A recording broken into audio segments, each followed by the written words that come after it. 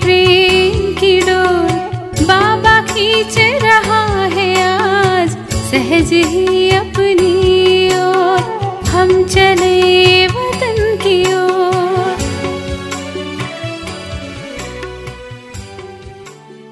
ஓம் சாந்தி. 22/9/1975 அவ்யக்த பாப்தாதா மதபன்.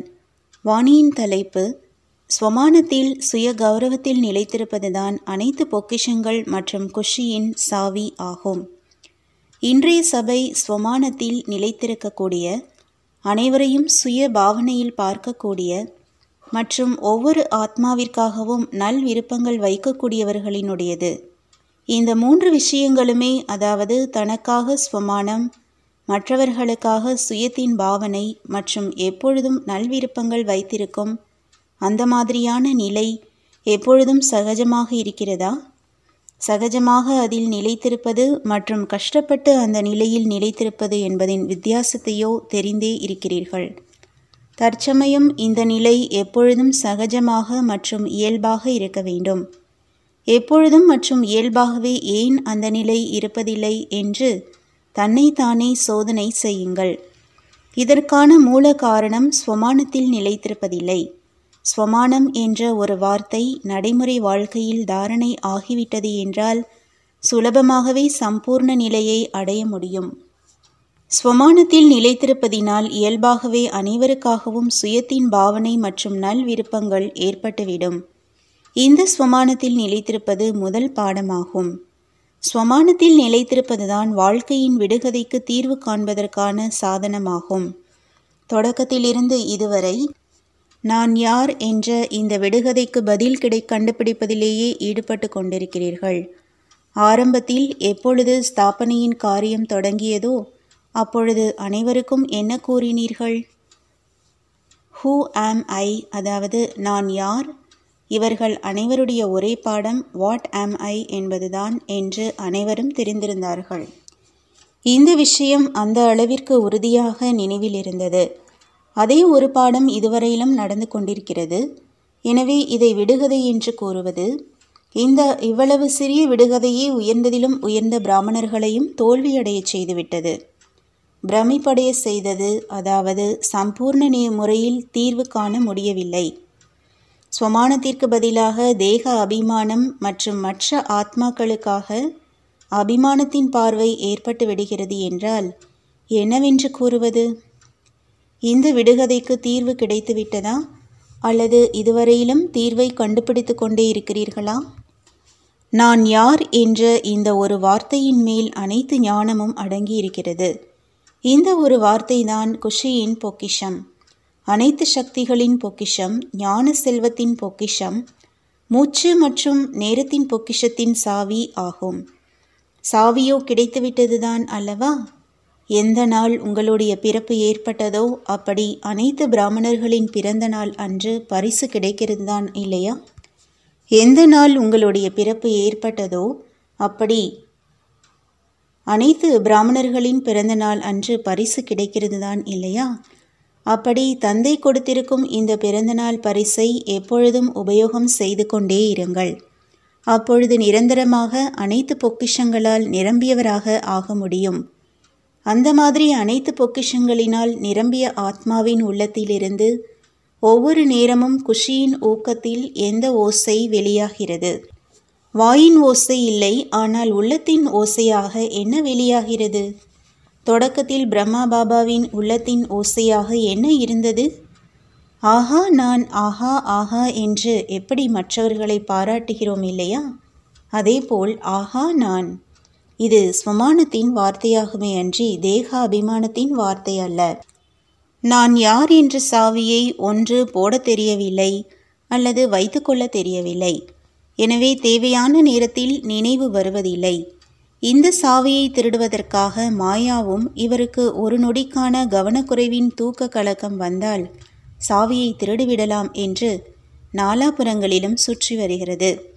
எப்படி இன்றைய நாட்களின் கொள்ளைக்காரர்கள் முதலில் மயக்கமடைய செய்கிறார்கள், அதேபோல் மாயாவும் ஸ்வமானத்தின் உணர்வை, அதாவது நினைவை போக்கி மயக்கமடைய செய்து விடுகிறது. எனவே எப்பொழுதும் ஸ்வமானத்தின் உணர்வில் இருங்கள். அமிர்த வேளையில் உங்களுக்கு நீங்களே இந்த பாடத்தை உறுதி செய்வீங்கள். அதாவது நான் யார் என்பதை மீண்டும் ரிவைஸ் செய்யுங்கள். அமிர்த வேளையிலிருந்தே இந்த சாவியை தன்னுடைய காரியத்தில் ஈடுபடுத்துங்கள். மேலும் என்னென்ன கஜானாக்கள் கூறியிருந்தோமோ அவற்றை என்னென்ன பொக்கிஷம் கிடைத்திருக்கிறது என்று அடிக்கடி பாருங்கள். மேலும் தேவைக்கேற்றபடி இந்த அனைத்து பொக்கிஷங்களையும் தன்னுடைய வாழ்க்கையில் உபயோகியுங்கள். வங்கி கணக்கின் இருப்பை மட்டும் உருவாக்காதீர்கள், ஆனால் அதை காரியத்தில் ஈடுபடுத்துங்கள். அப்பொழுது சுலபமாகவே எப்படி நினைவோ அப்படி நிலை ஏற்பட்டுவிடும். எப்படி சென்ற கல்பத்தின் நினைவு சின்னமான சாஸ்திரத்தில் தந்தைக்காக எழுதியிருக்கிறார்கள். நான் யார் என்றால் அனைவரையும் விட உயர்ந்தவர் என்று வர்ணிக்கப்பட்டிருக்கிறது. அதேபோல் எப்படி தந்தையின் உயர்ந்ததிலும் உயர்ந்த பகவானின் மகிமை இருக்கிறது என்றால் பகவானாகிய தந்தை என்ன மகிமை செய்கிறார்? உயர்ந்ததிலும் உயர்ந்த குழந்தைகள். அந்த மாதிரி தன்னுடைய உயர்ந்த அதாவது சிரேஷ்டமான ஸ்வமானத்தை எப்பொழுதும் நினைவில் வையுங்கள். உயர்ந்த தந்தையின் குழந்தையிலிருந்து அதிபதியாகுபவர் சுயம் தந்தை. உயர்ந்த ஆத்மாக்கள் நம்முடைய மாலையை உருட்டுகிறார். தந்தையின் மகிமையை ஆத்மாக்கள் செய்கிறார்கள். ஆனால் உயர்ந்த ஆத்மாக்கள் உங்களுடைய மகிமையை சுயம் தந்தை செய்கின்றார். மிக உயர்ந்த ஆத்மாக்களின் சகயோகமின்றி தந்தையும் ஒன்றுமே செய்ய முடியாது. அப்படி நீங்கள் அந்த மாதிரி உயர்ந்த ஸ்வமானம் உடையவர்கள். தந்தையை அனைத்து சம்பந்தங்களினால் வெளிப்படுத்தக்கூடிய மற்றும் தந்தையின் அறிமுகம் கொடுக்கக்கூடிய உயர்ந்த ஆத்மாக்கள் நீங்கள் ஆவீர்கள். ஒவ்வொரு கல்பத்திலும் உயர்ந்ததிலும் உயர்ந்த தந்தையுடன் உயர்ந்ததிலும் உயர்ந்த பாகத்தை செய்யக்கூடியவர்கள்.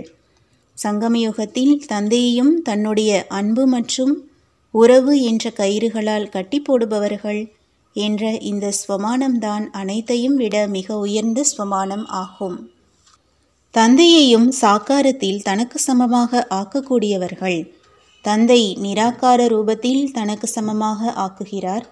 மேலும் நீங்கள் நிராகாரமானவரையும் சாக்காரத்தில் வருவதில் அவரை உங்களுக்கு சமமாக ஆக்குகிறீர்கள். மேலும் சுயம் நீங்கள் தந்தையின் அனைத்து மகிமைக்கும் சமமானவர்களாக ஆகிறீர்கள். எனவே தந்தையும் நீங்கள் மாஸ்டர் என்று கூறுகிறார். அப்படி நான் யார் என்று இப்பொழுது புரிந்து கொண்டீர்களா? என்னவாக இருக்கிறேன், எப்படி இருக்கிறேன் என்று அப்படியே தன்னை தெரிந்து கொள்வதினால் எப்பொழுதும் ஸ்வமானத்தில் இருப்பீர்கள். மேலும் தேக அபிமானத்திலிருந்து இயல்பாகவே விலகி இருப்பீர்கள். ஸ்வமானத்தின் எதிரில் தேக அபிமானம் வரவே முடியாது. எனவே தன்னுடைய பிறந்தநாள் பரிசை எப்பொழுதும் தன்னிடம் பாதுகாப்பாக வைத்து கொள்ளுங்கள். அலட்சியத்தில் மறந்து விடாதீர்கள். இதன் மூலமாகத்தான் இயல்பாக, சகஜமாக மற்றும் நிரந்தரமாக அனைவருக்காகவும் சுயத்தின் பாவனை மற்றும் சுய விருப்பங்கள் இருக்கும். புரிந்ததா? விடுகதையோ சுலபமானதுதான் இல்லையா? புத்திசாலிக்காக சுலபமானது, மேலும் அலட்சியமான ஆத்மாக்களுக்காக ஆழமானது. நீங்கள் அனைவருமே எல்லைக்கப்பாற்பட்ட புத்திசாலி குழந்தைகள்தான் அல்லவா? புத்திசாலிகள் மட்டும் இல்லை, ஆனால் எல்லைக்கப்பாற்பட்ட புத்திசாலி குழந்தைகள் ஆவீர்கள். நல்லது.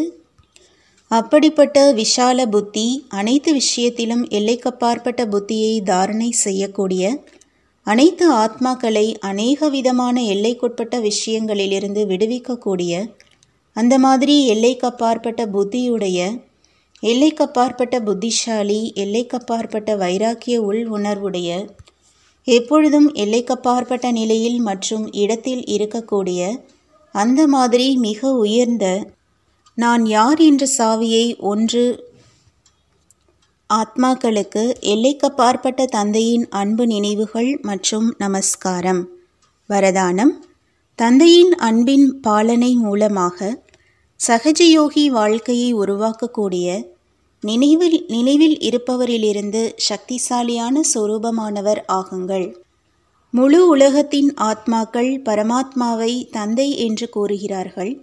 ஆனால் பாலனை மற்றும் படிப்பிற்கு உரியவர்களாக ஆவதில்லை. முழு கல்பத்தில் நீங்கள் மிக குறைந்த ஆத்மாக்கள் இப்பொழுதுதான் இந்த பாக்கியத்திற்கு பாத்திரமானவர்களாக ஆகிறீர்கள். அப்படி இந்த பாலனையின் நடைமுறை சொரூபம் சகஜ யோகி வாழ்க்கையாகும். தந்தை குழந்தைகளின் எந்த ஒரு கஷ்டமான விஷயத்தை பார்க்க முடியாது. குழந்தைகள் அவர்களே யோசித்து யோசித்து கஷ்டமாக்கி விடுகிறார்கள். ஆனால் நினைவு சொரூபத்தின் சம்ஸ்காரங்களை வெளிப்படுத்தினீர்கள் என்றால் சக்தி வந்துவிடும். ஸ்லோகன்: எப்பொழுதும் கவலையற்ற நிலையின் அனுபவம் செய்ய வேண்டும் என்றால் ஆத்ம சிந்தனை மற்றும் பரமாத்ம சிந்தனையை செய்யுங்கள். ஓம் சாந்தி. तुम बच्चों को तो सर्विस करनी है, जो बाबा कहते हैं सबको ये बताओ कि देखो तुम्हारा एम एंड ऑब्जेक्ट ये है, एक गीता है बगैर, ये राजयोग है ना बच्चे। कैसे है राजयोग? बिल्कुल सहज है कि बाप को याद करो तो ये वैसा मिलेगा तुमको। ओम शांति।